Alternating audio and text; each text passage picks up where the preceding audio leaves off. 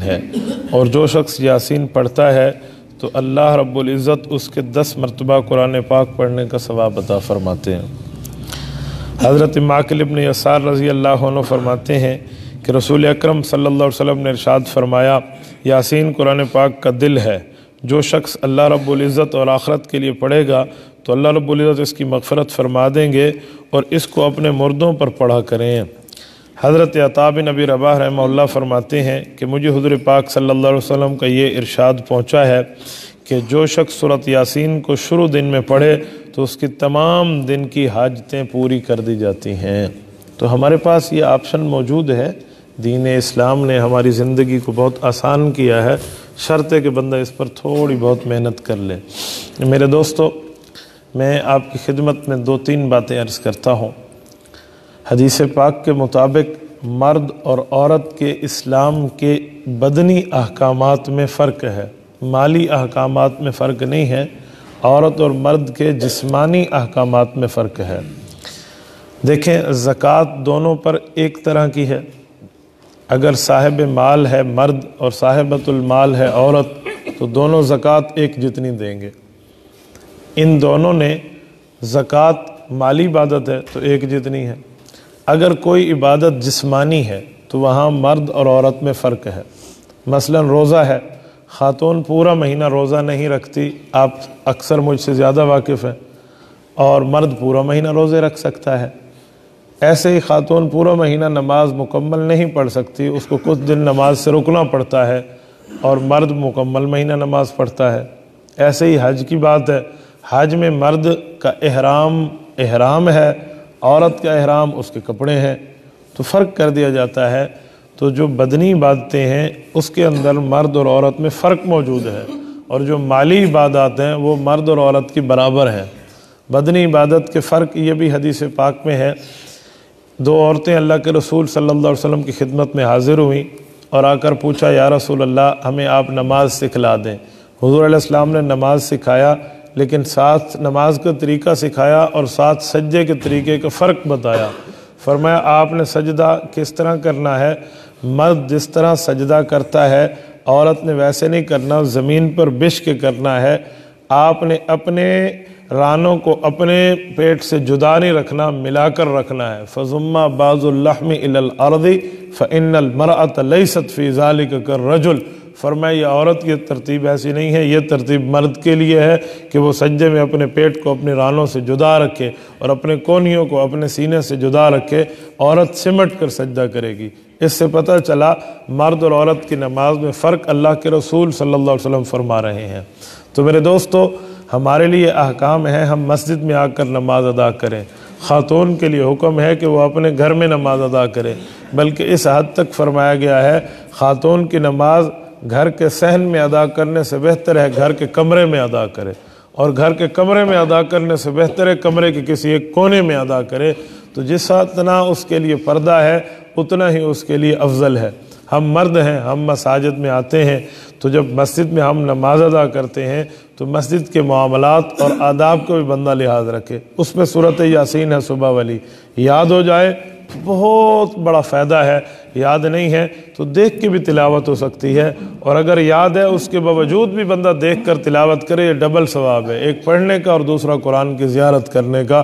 तो बंदा देख कर सवाब हासिल करे। हदीस पाक में है, अल्लाह के रसूल सल्लल्लाहु अलैहि वसल्लम फरमाते हैं कि जो आदमी कुरान पाक पढ़ता है और अटक अटक के पढ़ता है, इसको डबल अजर मिलता है। इस पर गौर करें ना, डबल अजर क्यों मिलता है? फरमाया, एक पढ़ने का और दूसरा अटकने के बावजूद ना छोड़ने का। अटक रहा है फिर भी नहीं छोड़ रहा। कुरान करीम को बंदा सीख सीख कर पढ़े। क्यों? जब बंदा कुरान करीम को समझ कर पढ़ता है तो ये अल्लाह रब्बुल इज़्ज़त की मंशा के मुताबिक पढ़ रहा है। कुरान करीम में है, वरत्तिल कुरान तरतीला, कुरान को ठहर ठहर कर पढ़ना चाहिए। तरतील का मतलब तजवीद है, तरतील का मतलब है उस तरतीब पे पढ़ें जैसे कुरान करीम को अल्लाह रब्बुल इज़्ज़त ने उतारा है। अगर कोई बंदा इस तरह कुरान करीम की हिफाजत करे तो कल क़यामत के अंदर अल्लाह रब्बुल इज़्ज़त के दरबार में इस बंदे का जो एज़ाज़ है ना, वो दुनिया उसका मुकाबला नहीं कर सकती। हदीस पाक में है, ऐसे बंदे को बुलाया जाएगा जो इस तरह कुरान याद किए हुए होगा। इसे कहा जाएगा, इकरा, आप कुरान पढ़ना शुरू करो। یہ ایک ایک آیت پڑھے گا تو ایک ایک اللہ کی طرف سے درجہ اس کا بلند ہوگا، اور پھر جنت کے درجات بتائے جائیں گے کہ ان درجات پر چڑھتا جا، ورتق ورتل کما کنت ترتل فی الدنیا، جیسے دنیا میں قرآن کریم کی حفاظت کر کے پڑھتے تھے نا، یاد کر کے پڑھتے تھے، ویسے ہی پڑھو۔ فإن منزلک عند آخر آیۃ تقرأ بها، آپ آخری آیت پر پہنچیں گے تو آپ کے آخری درجہ وہی ہوگا۔ تو کتنی ہزار آیات ہیں، 6500 سے اوپر 6666 آیات علی اختلاف مختلف موجود ہیں، تو اتنی آیات ہیں تو اتنے درجات ہیں۔ دنیا میں تو 22 اسکیل سے اوپر کوئی اسکیل بھی نہیں ہے، اور آخرت کے آپ اسکیل دیکھیں تو کتنا زیادہ اللہ رب العزت اس پر عطا فرماتے ہیں۔ دیکھو سورج کسی کے گھر کی ملکیت نہیں ہے، سورج پوری دنیا کا مشترک ہے، تو اگر کوئی چاہتا ہے میں اکیلا سورج اپنے گھر میں رکھ لوں تو ایک بچے کو حافظ قرآن بنا لے۔ یہ اللہ کے رسول صلی اللہ علیہ وسلم فرماتے ہیں، حضور پاک علیہ الصلوۃ نے فرمایا البس والداہ تاجا یوم القیامہ ضوءہ احسن من ضوء الشمس، فرمایا والدین کے سر پر جو تاج رکھا جائے گا، جو حافظ کے والدین ہوں گے، اس کے تاج کی روشنی سورج کی روشنی سے زیادہ ہوگی۔ لو کانت فی بیوت الدنیا، فرمایا اگر وہ تمہارے گھروں میں آ جائے، فما ظنکم بالذی عمل بہذا، تو تمہارا فما ظنکم کیا خیال ہوگا جو آدمی اس پر عمل پیرا بھی ہو۔ تو جس گھر میں ایک حافظ قرآن موجود ہے، اس گھر میں اس کا اپنا سورج موجود ہے، اس گھر کی وہ اس کے لیے سفارش موجود ہے۔ تو دین بہت آسان ہے، دین مشکل نہیں ہے، ہم نے اس کو مشکل کر لیا ہے۔ یقین مانیے حدیث پاک کے مطابق اگر بندہ تجارت شروع کرے تو تجارت کبھی نقصان میں نہیں جائے گی۔ حضور پاک صلی اللہ علیہ وسلم فرماتے ہیں سچا تاجر جو ہے یہ اللہ رب العزت اس کو جنت میں انبیاء کا ساتھ عطا فرمائیں گے۔ دیکھو سچا تاجر، آج کل تجارت میں 2 نمبری ہے، خواہ مخواہ سے بندہ جھوٹی قسم اٹھا لیتا ہے یہ چیز سچی ہے۔ اب جھوٹی قسم کیوں اٹھاتے ہیں؟ آپ نے قسم اٹھا کے اپنے ایمان کو بیچ دیا ہے۔ پھر تو قرآن کریم میں ہے سب سے زیادہ گمراہ وہ ہیں جو ہدایت کے بدلے میں گمراہی خرید لیتے۔ اللہ فرماتے ہیں اگر یوں ہو گیا فما ربحت تجارتہم وما کانوا مہتدین، پھر ان کی تجارت کوئی فائدے کی نہیں رہی، پھر تو نقصان کی ہو گئی، انہوں نے کیا کر لیا۔ حدیث پاک میں اگر کوئی بندہ اپنی تجارت میں جھوٹ بول لے، جھوٹی قسم اٹھا لے، حضور علیہ الصلوۃ والسلام فرماتے ہیں اس کا مال بک جائے گا، برکت اس کی ختم ہو جائے گی۔ ایک برکت ہوتی ہے، ایک کثرت ہوتی ہے، مال کی برکت بہت ہو جاتی ہے۔ کب ہوتی ہے؟ جب بندہ سچ بولتا ہے، اور مال کی کثرت بہت ہو اور برکت اٹھا لی جائے، وہ اس وقت ہے جب بندہ جھوٹ بولتا ہے۔ سچ بولنے کی بندہ عادت بنا لے، یقین مانے رات کی نیند میں بھی سکون ملتا ہے، دن کی جاگنے میں بھی سکون ملتا ہے۔ تو سچ بولنے کی بندہ عادت بنا لے، جھوٹ نہ بولے۔ کیوں؟ میرے نبی کا ارشاد ہے ان الصدق ینجی، سچ بندے کو نجات دیتا ہے۔ اور آپ کا اور ہمارا عقیدہ اور نظریہ ہے کہ سورج مشرق کے بجائے مغرب سے طلوع ہو سکتا ہے، حضور کا فرمان غلط نہیں ہو سکتا۔ جب اللہ کے رسول کا فرمان غلط نہیں ہو سکتا تو الصدق ینجی، سچ تو نجات دیتا ہے، ہم اس پر سچ بولیں۔ کوئی تاجر ہے وہ اپنی تجارت میں سچ بولے، کوئی اور معاملات ہے وہ اس میں بیٹھ کے، ہم بعض اوقات ایسی بات کر جاتے ہیں، یقین مانے وہ بات ایسی ہوتی ہے جس بات سے بندے کے ایمان کا گھاٹا ہو جاتا ہے۔ نہیں، ما یلفظ من قول الا لدیہ رقیب عتید، اللہ فرماتے ہیں تیز ترین فرشتہ میں نے زبان کے لیے بٹھایا، جو جملہ بولے گا وہ لکھ لے گا، جو بولو گے وہ لکھ لے گا، وہ اپنے پاس لکھ کر رکھ لے گا۔ انسان کی عادت نہیں ہے، انسان اپنے اللہ رب العزت کو دیکھ کر چلے۔ میں بات کر رہا تھا دین بہت آسان ہے، دین پر عمل کرنا مشکل نہیں ہے۔ خواتین کے لیے تو عمل دین پر اور زیادہ آسان ہے۔ اللہ کے رسول صلی اللہ علیہ وسلم کی حدیث ہے اذا صلت خمسہا اطاعت بالہا، فرمایا اور اس طرح سامت شہرہا، فرمایا ایک روزے 5 وقت کی نماز پڑھے عورت، مہینے کے روزے رکھے جو رمضان المبارک میں آتے ہیں، اپنے خاوند کی اطاعت کرے اور اللہ کا حق نہ کھائے، اس خاتون کو کہا جائے گا جنت کے جس دروازے سے داخل ہوتی ہے جنت میں چلی جا، جنت کے جس دروازے میں۔ یہ اعزاز حضرت ابوبکر صدیق کو ہے رضی اللہ عنہ مردوں میں۔ حدیث پاک میں صحیح بخاری کتاب المناقب میں حضرت ابوبکر صدیق کے سامنے حضور علیہ السلام نے ارشاد فرمایا جنت کے ہر دروازے میں ہر بندے کو بلایا جائے گا، ایک ہے روزے داروں کا دروازہ، ایک ہے نمازیوں کا دروازہ، ایک ہے صدقے والوں کا، مختلف نیکیوں والوں کے اپنے اپنے دروازے ہیں۔ تو نمازی والے دروازہ اعلان کرے گا جو نماز کی پابندی کی اس دروازے جنت چلے جائیں، روزے دار کو روزے دار، اس طرح بلائیں گے۔ اور اللہ کے رسول صلی اللہ علیہ وآلہ وسلم یہ ارشاد فرما کر تھوڑے سے خاموش ہوئے، تو سیدنا ابو بکر صدیق نے عرض کیا کہ یا رسول اللہ کوئی خوش قسمت ایسا بھی ہوگا جس کو جنت کے 8 دروازے بلائیں کہ تو میرے اندر سے جنت میں چلا جا؟ تو حضور علیہ السلام مسکرائے اور فرمایا کہ ابو بکر مجھے امید ہے وہ تو ہی ہوگا، ارجو ان تکون، وہ تو ہی ہوگا جو تجھے بلایا جائے گا۔ دیکھیں نیکی کرنا تو آسان ہے، اور یہ رتبہ جو ابو بکر صدیق کو ہے یہ اس خاتون کو مل رہا ہے جو گھر کی 4 دیواری میں بیٹھ کے نماز کی پابندی کر لے، روزے کی پابندی کر لے، خاوند کی اطاعت کر لے، یہ جنت میں جس طرف سے جائے گی اس کو دروازے میں داخل کر دیا جائے گا۔ تو آج ہم اپنی خواتین، بعض اوقات لوگ مجھے بتاتے ہیں نا کہ ہمارے گھر کے ماحول ٹھیک نہیں ہے، میں کہتا ہوں گھر کے ماحول کی ذمہ داری خاوند پر ہے، یہ اپنے آپ کو ٹھیک رکھے نا تو اس کے گھر کا ماحول ٹھیک ہو جائے گا۔ خاوند کو اللہ نے سینہ مرد والا دیا ہے۔ بعض اوقات آپ سوچیں کہ اللہ پاک نے نکاح کا اختیار عورت کو دیا ہے اور طلاق کا اختیار مرد کو دیا ہے، اس کی وجہ کیا ہے؟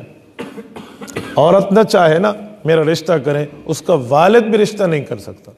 اسلام نے 100% نکاح کا اختیار لڑکی کے ہاتھ میں دیا، پریشرائز نہیں کر سکتا والدین، وہ زور زبر سے جبرن شادی نہیں کر سکتے، وہ کہے نا میں نہیں کرنی، کوئی نہیں ہو سکتی اس کی شادی، وہ عاقلہ ہے، بالغہ ہے، وہ اپنے اچھے اور برے کی تمیز رکھتی ہے، تو جب تک بچی ہاں نہیں کرے گی یا ہاں پر کوئی اشارہ نہیں دے گی اس کا نکاح نہیں ہو سکتا۔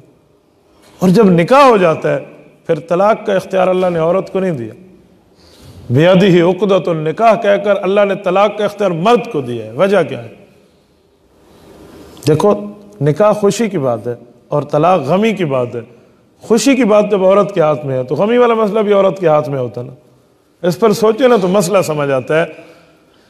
نکاح کا اختیار اللہ نے عورت کے ہاتھ میں دیا، وہ ہاں کرے گی، اس کے والدین نکاح پڑھ دیں گے، نکاح ہو جائے گا، لیکن طلاق کا اختیار اللہ نے مرد کو دیا۔ وجہ، اس کی وجہ یہ ہے کہ جتنا حوصلہ مرد میں ہے اتنا حوصلہ عورت میں نہیں ہے۔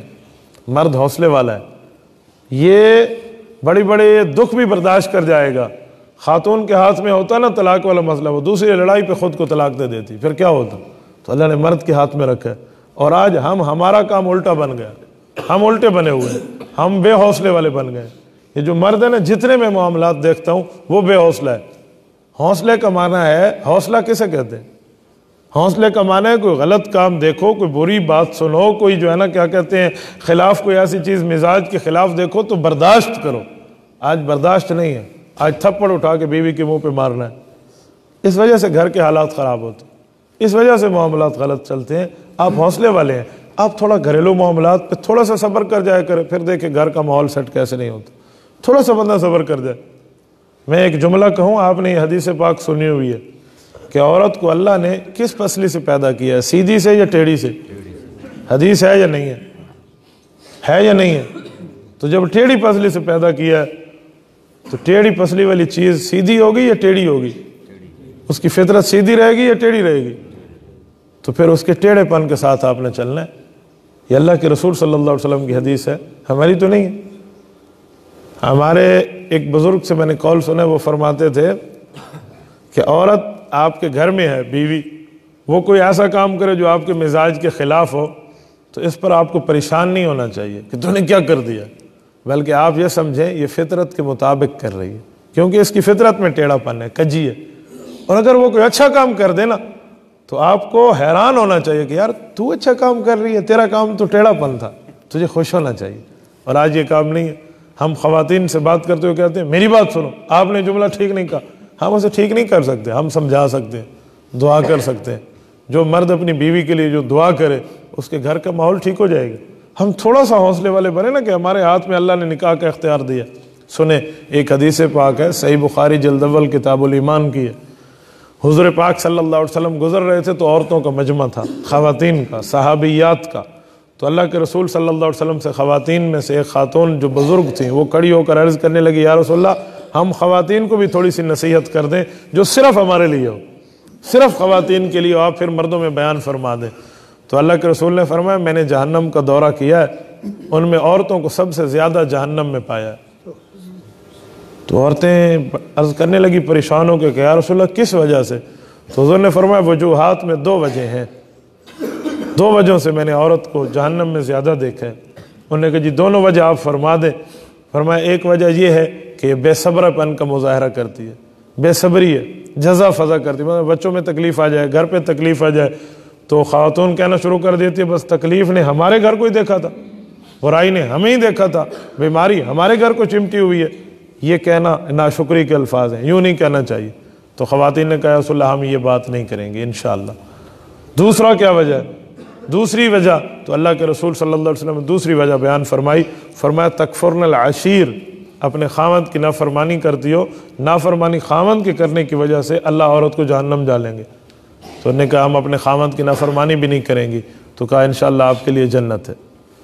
یہ حدیث پاک پڑھی بھی ہے، پڑھائی بھی ہے، سنی بھی ہے، سنائی بھی ہے۔ یہ جب مرد یہ حدیث پیش کرتے ہیں نا تو میں ان کو کہتا ہوں بھئی آپ کو یہ حدیث پیش کرنے میں تھوڑا سمجھنا بھی چاہیے۔ آپ جتنی غلطیاں کر جاؤ، بیویوں کو یہ حدیث سناتے ہیں کہ سنو تم سے غلطی ہو گئی نا تو بس تمہارا جو ہے نا کیا کہتے ہیں جہنم ہوگا۔ میں کہتا ہوں سنو، یہاں اللہ کے رسول نے خاوند نہیں فرمایا، خاوند کے لیے عربی میں لفظ زوج ہے، حضور نے زوج نہیں فرمایا، عشیر فرمایا ہے۔ ایک زوج ہوتا ہے، ایک عشیر ہوتا ہے۔ زوج کا معنی خاوند، جو بیوی کے خاوند ہو، بس میاں ہے اس کا، اور عشیر کہتے ہیں وہ باصلاحیت خاوند۔ آپ نے عشرہ سنا ہے نا، تبلیغ میں عشرہ کتنے دنوں کو کہتے ہیں؟ 10 دنوں کو، ٹھیک ہے، یہ سب کو معنی پتہ ہے، 10 دنوں کو کہتے ہیں۔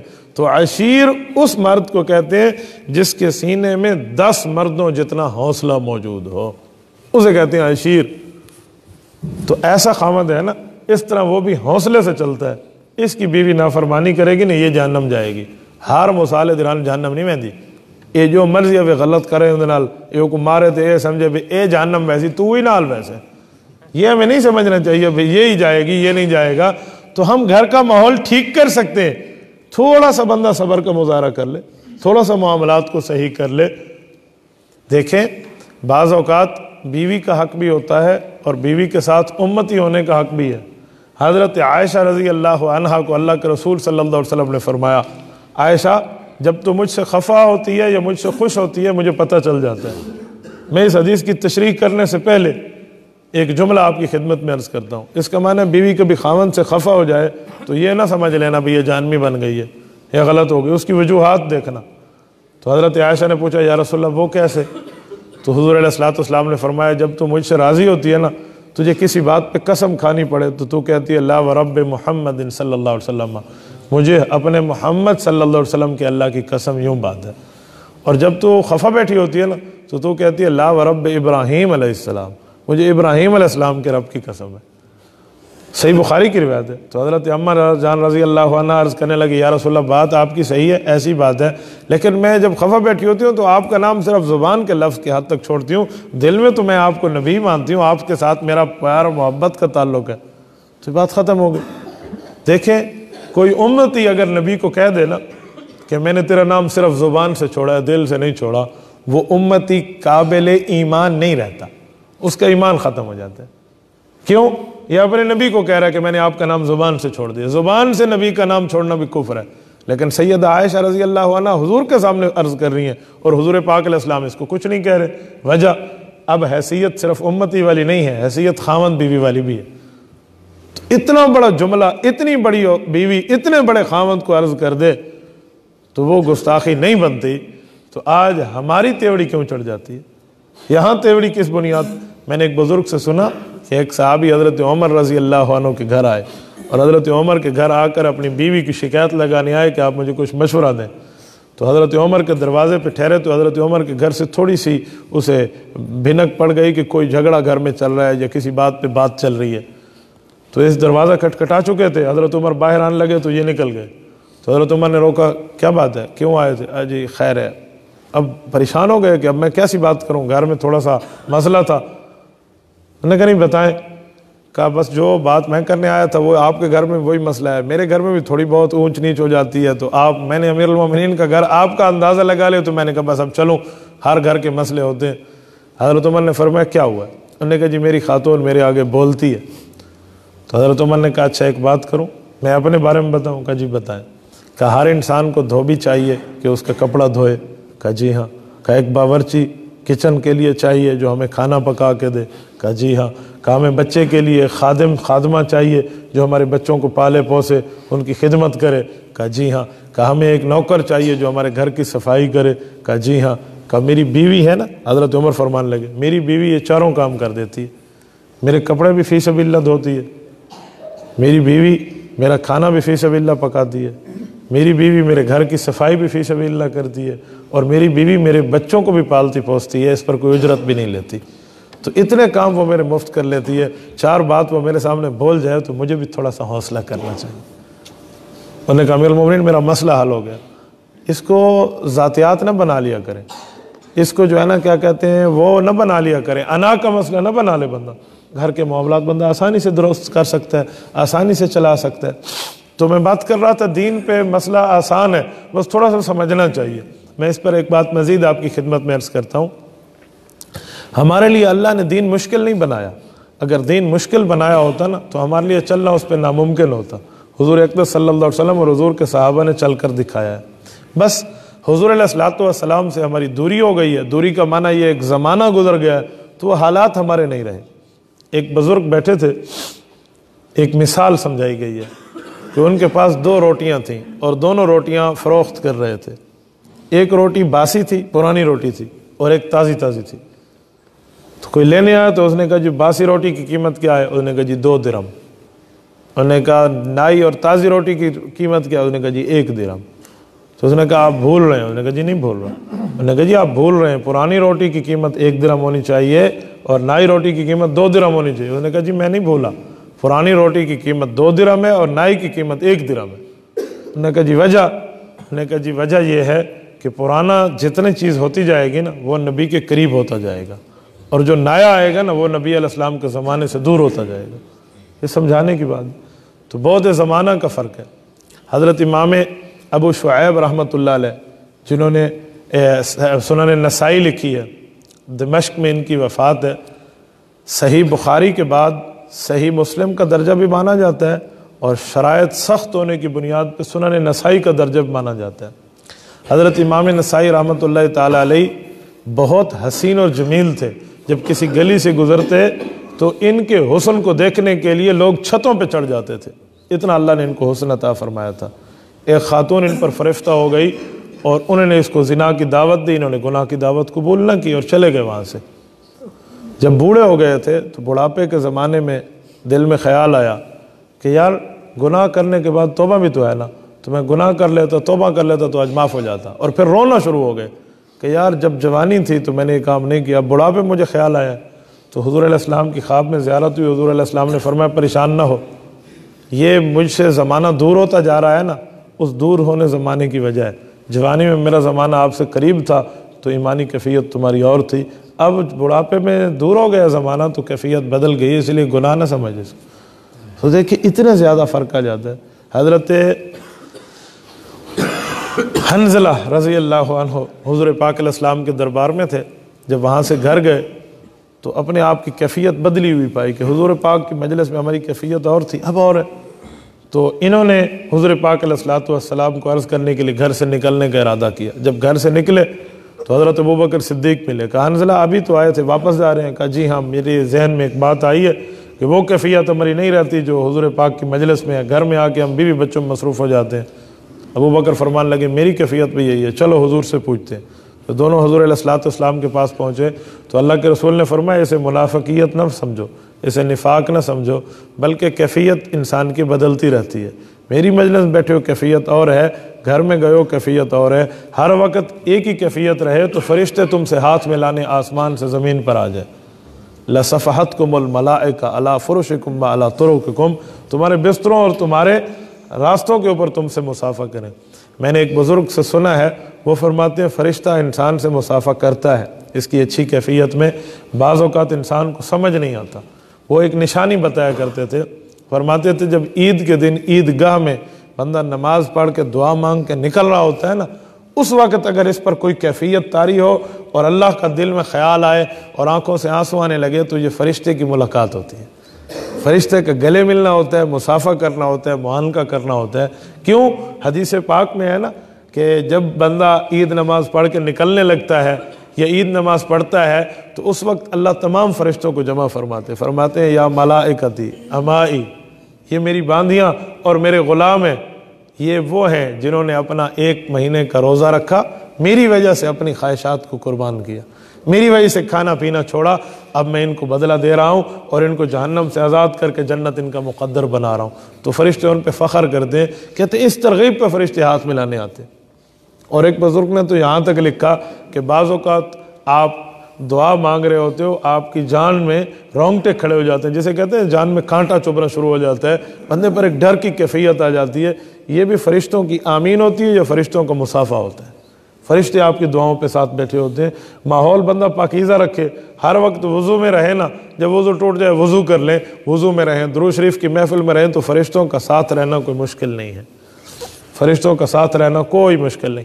میں آپ کو ایک مثال دیتا ہوں نا، کوئی آدمی غلط کام کرنا شروع کر دے نا، حکومت کے خلاف بغاوت کرنا شروع کر دے، تو اس کے ساتھ پولیس والوں کا یا ایجنسی والوں کا اس کے پیچھا کرنا کوئی مشکل نہیں ہے، وہ اس کو ڈھونڈیں گے جہاں بھی ہوگا۔ تو ایسے ہی نیکیاں ہیں، جو بندہ نیکیاں کرنا شروع کر دے نا، تو فرشتوں کو چاہیے بھنک نیکی کی، وہ اس کو ڈھونڈنا شروع کر دیں گے یہ کہاں ہے، اب اس کی مرضی ہے اس نے کون سی فیلڈ اختیار کرنی ہے۔ تو میرے بھائیوں، اللہ رب العزت نے ہمارے اوپر فضل فرمایا ہے، ہم نے چند گھنٹے خانقاہی اجتماع میں گزارے ہیں، تو اس ترتیب پر بس بندہ گزارے۔ آپ اس ترتیب پر تھوڑی سی مشکل ہوگی، آپ یوں گزارنا شروع کر دیں، یقین مانیں آپ کی زندگی بدلنا شروع ہو جائے گی۔ تھوڑا سا بندہ اپنے آپ پر صبر کرے نا، یقین مانے بعض اوقات بندہ سمجھتا ہے کہ یار ٹھیک ہے، یہ نوافل ہیں، نفل ہے، تہجد ہے، اشراق ہے، میں کیا پڑھنا شروع کر دوں۔ رات ہمیں بھائی بتا رہے تھے کہ ہم سے روزے میں گئے، تو دوسرے دن جو ہم نے تہجد کے لیے ایک ساتھی کو اٹھایا تو اس نے کہا جی میں نے ولی اللہ نہیں بننا، بس ٹھیک ہے تم ہی بنو۔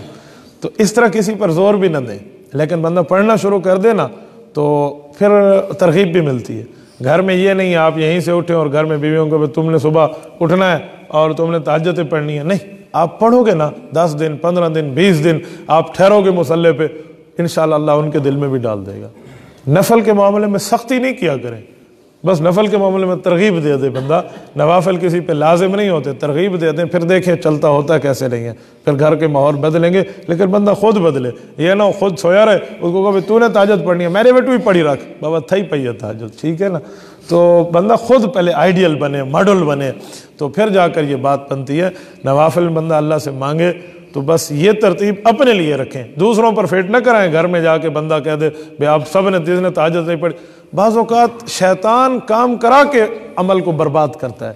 شیخ سعدی رحمۃ اللہ علیہ آج سے تقریباً 900 سال پہلے کے آدمی ہیں، 6 صدی کے ہیں، 800-900 سال پہلے کا آدمی ہے۔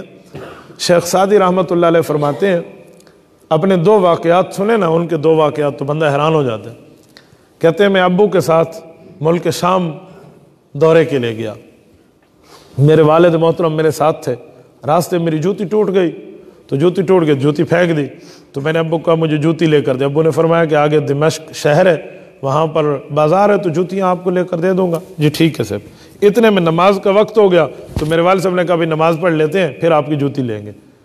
تو کہتے ہیں میں اب ابو کو یہ جو ہے نا کیا کہتے ہیں، ابو کی بات سن کے اپنی جان کو کوستے ہوا رہا، جوتی بھی نہیں ہے میرے لیے، جوتی بھی نہیں ہے، میں ننگے پاؤں چل رہا ہوں، یہ دل میں کہہ رہا ہوں۔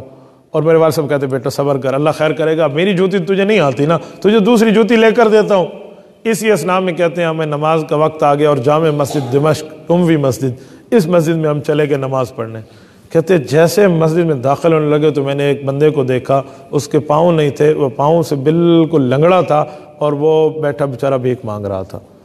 تو میرے دل پر ایک کڑاکا گزرا، تو میں نے کہا اللہ تیرا شکر ہے، تو نے مجھے پاؤں تو دیے ہیں نا، اللہ تو نے مجھے پاؤں تو دیے۔ تو شیخ سعدی کا یہ واقعہ ہمارے لیے قابل عمل بھی ہے اور سبق والا بھی ہے۔ دوسرا واقعہ، شیخ سعدی فرماتے ہیں جوتی وغیرہ تو لے لی، ہم پوری جماعت کے ساتھ تھے، صبح میرے والد صاحب نے سب کو کہا تھا بھی تہجد پڑھیں گے، تو سب کو ترغیب دی۔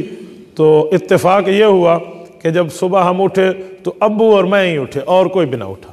کہتے ہیں ابو کے کہنے پر میں بھی اٹھ گیا اور ہم نے نفل پڑھے اور نفل نماز میں تہجد شروع کر دی، باقی قافلے میں سے ایک بھی نہ اٹھا، وہ سوئے رہے۔ انہوں نے کہا جی ہم صبح نماز میں اٹھیں گے، چلو۔ تو کہتے ہیں جب ہم نے نوافل ختم کر لیا، ابھی صبح کی اذان کا وقت ہوا، تو میں نے ابو کو کہا ابو یہ سارے مسلمان نہیں ہیں، ان کو کوئی فکر نہیں، ان کو تہجد پڑھنی چاہیے تھی، ہم پڑھ لیں، یہ بھی پڑھتے۔ تو میرے والد نے ٹھنڈی سانس لی، آہ بھری، اور مجھے کہا بیٹا یہ جملہ کہنے سے بہتر تھا کہ تو صبح تہجد نہ پڑھتا، بہتر تھا کہ تو نہ پڑھتا، تو نہ اٹھتا۔ یہ بچے تھے، اپنے بچپن کا واقعہ سنا رہے ہیں، تو یہ نہ سمجھیں کہ جن نے پڑھ لی ہے اور جن نے نہیں پڑھی تھی تو پتہ نہیں کیا چیز ہیں دنیا کے۔ یہ کہہ کر شیطان نے ہمارے عمل کو ضائع کر دینا. ان پہ فرض تو نہیں تھی, نہیں پڑھی تو کون سا گناہ ہو گیا, نہیں پڑھی تو کون سی غلطی ہو گئی ہے, نہیں پڑھی تو کون سا ان کے اوپر جو ہے نا کیا کہتے ہیں رب کی نافرمانی ہو گئی ہے, اور ہم اپنا کام کر کے ضائع کر بیٹھیں گے. یقین مانے اللہ دین کی کسی فیلڈ میں برکت دینا اور دین کی کسی فیلڈ میں اللہ رب العزت کام لے, تو جس سے کام نہ لیا جا رہا ہو نا اس کے لیے دعائیں کیا کرو. یہ جملہ نہ کہو کہ یہ نہیں کرتا تو اس کے ساتھ یہ ہو گیا. اللہ نہ کرے بندہ اللہ پاک اس کو محروم کر دے اس کام سے, محروم ہو جائے تو پھر کیا کرو گے؟ تو محرومی نہیں ہونی چاہیے. محرومی کی بنیاد, ایک بزرگ کا واقعہ میں نے سنا ہے, عجیب بات سناتے ہیں. وہ کہتے ہیں یہ امیر کبیر شخص تھا, تاجر آدمی تھا, ٹھیک ہو گیا, گھر میں بیوی کے ساتھ بیٹھا ہے, کھانا کھا رہا ہے, اور اسی اثناء میں کوئی دروازے پر کوئی واقعی وہ بیچارہ فقیر تھا, اللہ کے نام پر مجبور تھا, وہ مانگنے کے لیے آیا, تو یہ باہر گیا اور اس کے چہرے پہ تھپڑ مارے اور اسے بھگا. تو شرم نہیں آتی فلاں فلاں؟ بھئی نہیں دینا تو نہ دینا فقیر کو, لیکن یہ جملے تو نہ بولو. کچھ لوگ بڑی زیادتی کرتے ہیں, نہیں بھی دیتے اور ساتھ فقیر کو جھڑکتے بھی ہیں. قرآن کریم میں وَأَمَّا السَّائِلَ فَلَا تَنْهَرْ, اللہ کے رسول صلی اللہ علیہ وسلم کو فرمایا گیا آپ کسی فقیر کو جھڑکے نہیں. اور ہم حضور پاک سے بہت اوپر آ گئے کہ ہم انہیں ذلیل کرتے ہیں. نہیں دینا تو نہ دینا, لیکن ان کو جو ہے نا ذلیل تو نہ کریں. تو اس نے آگے یہی کام کیا. یہ بہت بڑا امیر کبیر ہے, وقت بدلتے, موسم بدلتے, کبھی وقت نہیں لگتا. حالات بدلے, اس کی تجارت گھاٹے میں گئی, حتیٰ کہ اس کے اوپر قرضے چڑھ گئے, قرض دار لوگ سامنے آ گئے, گھر میں فاقے ہونا شروع ہو گئے. اب ایک عرصہ گزرا, لڑائیاں شروع ہو گئیں. جب لڑائی اور فساد شروع ہو گیا تو اب اس نے کیا ہوا, بیوی کو طلاق دے دی, بیوی کو فارغ کر دیا. جو حسینہ جمیلہ بیوی اس نے لی تھی, اب یہ بھکاری بن گیا ہے. اب کسی سے چھپ رہا ہے, قرضے والوں سے, کبھی ادھر چھپ رہا ہے, کبھی ادھر چھپ رہا ہے. اب اس بیوی کو اللہ پاک نے ایک اور رشتہ عطا کر دیا. یہ کہیں اور جگہ جا کر ہنسی خوشی بسنے لگی. تو خاوند بیوی گھر میں بیٹھ کے کھانا کھا رہے تھے اور دروازہ کھٹکھٹایا کسی نے. تو جب یہ جان لگا تو اس خاوند اور بیوی نے آپس میں ایک دوسرے کو کہا کہ ہمارے پاس تو کھانا موجود ہے, شاید یہ کوئی سوال ہی ہوگا. اس کی آواز آئی نا, تو بیوی کو کہا کہ یہ کھانا لے لو اور باہر کوئی فقیر ہو تو اسے دے دینا, ہم اور کھا لیں گے انشاءاللہ, اللہ نے ہمیں بہت دیا ہے.